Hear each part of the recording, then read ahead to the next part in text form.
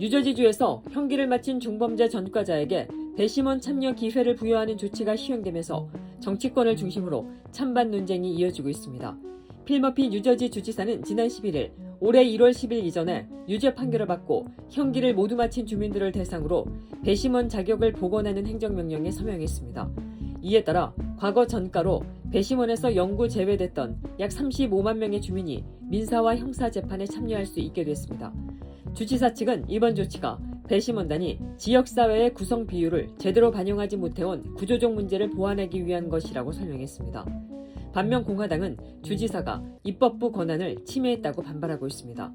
공화당 소속 마이클 테스타 뉴저지주 상원의원은 배심원 자격 기준을 바꿀 권한은 주지사에게 없다며 전과자 배제는 처벌이 아니라 사법제도의 신뢰를 지키기 위한 장치라고 주장했습니다. 그린란드를 미국 영토로 편입하려는 움직임이 미국 의회에서 공식 법안으로 등장했습니다. 미 의회 전문 매체 더힐은 12일 공화당 소속 랜디 파인 하원 의원이 그린란드를 미국의 51번째 주로 만드는 내용을 담은 그린란드 합병 및 주 지위 부여 법안을 발의했다고 보도했습니다. 파인 의원 측은 그린란드를 단순한 외곽 지역이 아니라 미국 국가안보와 직결된 전략적 자산으로 규정했습니다. 특히 북극 주요 수송로와 미국을 방어하는 안보 구조가 그린란드의 통제 여부에 따라 달라질 수 있다고 설명했습니다. 또 미국의 가치와 안보를 위협하는 정권에 그린란드의 미래를 맡길 수 없다고 주장했습니다.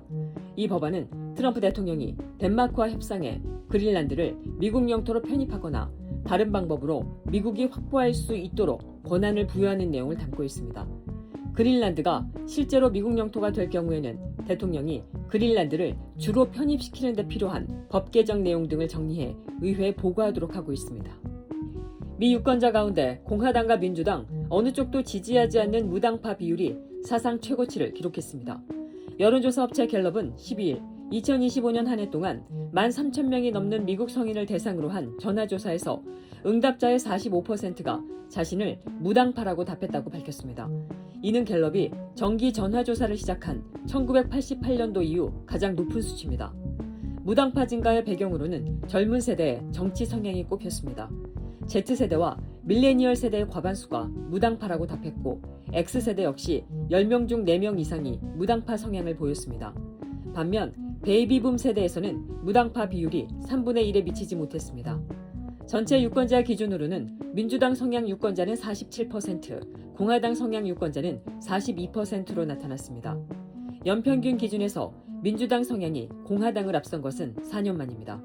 갤럽은 이 같은 변화가 민주당에 대한 호감도 상승을 의미하는 것은 아니며 현직 대통령에 대한 부정적 평가가 정당 지형에 영향을 미쳤을 가능성이 크다고 분석했습니다.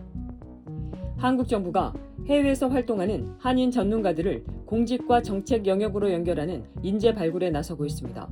행정 환경의 국제화와 정책 전문성 강화에 따라 인사혁신처는 해외 경험을 갖춘 인재의 중요성이 커지고 있다며 미주 한인을 포함한 재외동포를 대상으로 글로벌 인재 사업을 운영하고 있다고 밝혔습니다. 이 사업은 국적이나 거주지와 관계없이 해외에서 활동하는 우수 재외동포를 발굴해 공직 임용과 정책 자문, 정부위원회 참여 등으로 정부가 필요로 하는 분야와 연계하는 것이 핵심입니다. 인사혁신처는 이러한 인재들을 국가인재 데이터베이스, 이른바 인재DB에 등록해 정부 인사를 체계적으로 지원하고 있다고 설명했습니다. 등록을 희망하는 재외동포는 국가인재 데이터베이스 홈페이지 www.hrdb.go.kr을 통해 직접 신청할 수 있습니다.